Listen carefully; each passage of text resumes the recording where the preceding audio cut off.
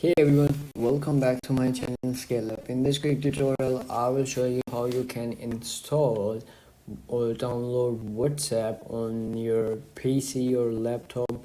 It's super easy to do. Let's get started. You have to do is open up any browser that you like. So you have to do is open a new tab and then type over here WhatsApp.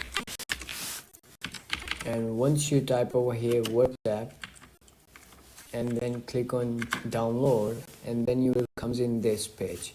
You have to do is click on this web, and then you will comes in your WhatsApp, and then you will see over here on the top at the search bar you will see this option over here, install WhatsApp web.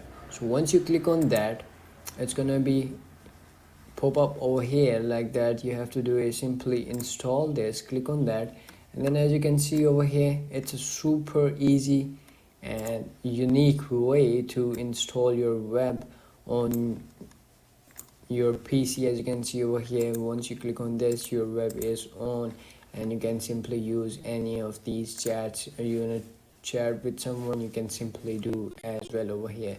You can simply customize your settings from here as well, and much more things on this. And that's it.